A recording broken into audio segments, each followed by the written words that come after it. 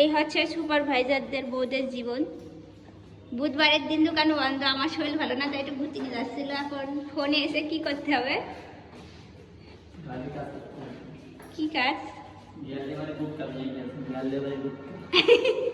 তাই এখন ঠিক করবে, আমার দান করিয়েছে, ঠিক করে তারপরে যাবে ঘুরতে। ইতিমধ্যে আপনারা অনেকেই জেনে গেছেন যে আমার হাজব্যান্ড পেশায় একজন সুপারভাইজার।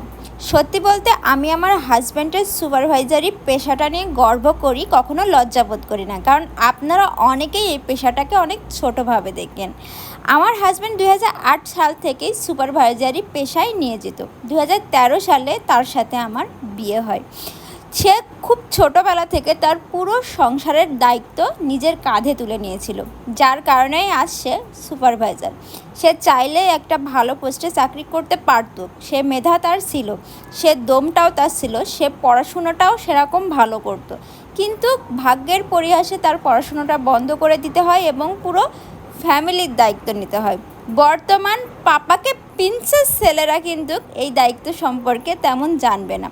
আমার হাজব্যান্ড নিজে উপার্জন করে নিজের ভাই বোনের পড়াশুনো শিখিয়েছে, অসুস্থ বাবার চিকিৎসা করিয়েছে এবং পুরো ফ্যামিলির দায়িত্ব নিয়েছে। তার সাথে সে কিন্তু আমার কেরিয়ারের দায়িত্বও নিয়েছিল, আমাকেও সে পড়াশুনো করিয়েছে। এমন একটা ছেলে পাওয়া মানে ভাগ্যের ব্যাপার আমি মনে করি। আমার হাজব্যান্ড অত্যন্ত ভালো একটা মানুষ। সে সুপারভাইজারি পেশায় থেকেও কিন্তু কোনো রকম নেশা করে না, যেটা আপনারা সব সময় বলে থাকেন সুপারভাইজারি করে মানে তো সে নেশা করে। না রে ভাই, সব সুপারভাইজাররা নেশা করে না, তার একটাই নেশা সবাইকে ভালো রাখার নেশা। আর যে পুরুষ সবাইকে ভালো রাখতে চায় সে না সেই ভালো রাখার ভিতর দিয়ে নিজেও ভালো থাকতে শিখে যায়। আমার হাজব্যান্ড তেমন একটা মানুষ।